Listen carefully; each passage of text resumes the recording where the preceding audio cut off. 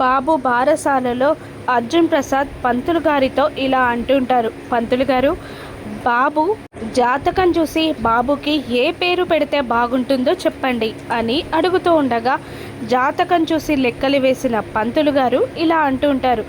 బాబు జాతకం ప్రకారం జన్మ నక్షత్రం ప్రకారం బాబుకి ఆ మీద కానీ ఈ మీద కానీ పేరు పెడితే బేషుగ్గా లక్షణంగా అన్ని విధాలా బాగుంటుంది అని పంతులు గారు చెప్పగానే అహల్య గౌతమ్ ఇద్దరూ సంతోషపడగా, భానుమతి ఇలా అంటూ ఉంటుంది.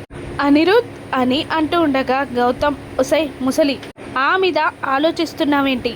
ఈ మీద కూడా పంతులు గారు పేరు పెట్టొచ్చన్నారు కదా, ఇంద్ర అని పేరు పెడదాం, చాలా బాగుంటుంది అని గౌతమ్ అనేసరికి అహల్య సంతోషపడుతూ నా మనసులో ఉన్న మాట చెప్పేశారు. గౌతమ్ గారు, బాబుకి ఇంద్ర పేరు పెడితేనే బాగుంటుంది అని అనుకుంటూ ఉంటుంది అహల్య మనసులో సంతోషపడుతూ. కానీ గౌతమ్ మాటకి భానుమతి సంతోషం కాకుండా షాక్ అవుతుంది.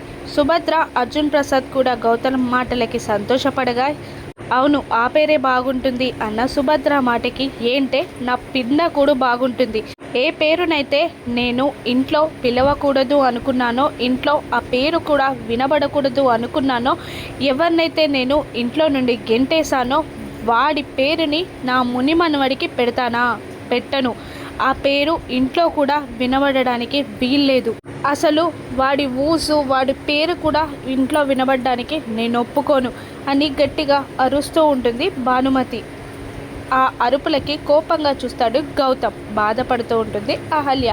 ఇంతకీ బాబుకి ఇంద్ర అని పేరు పెట్టగలరా అహల్య, గౌతమ్? యామిని కిడ్నాప్ ఏమైందో రాను ఎపిసోడ్స్లో చూద్దాం. Thank you for watching.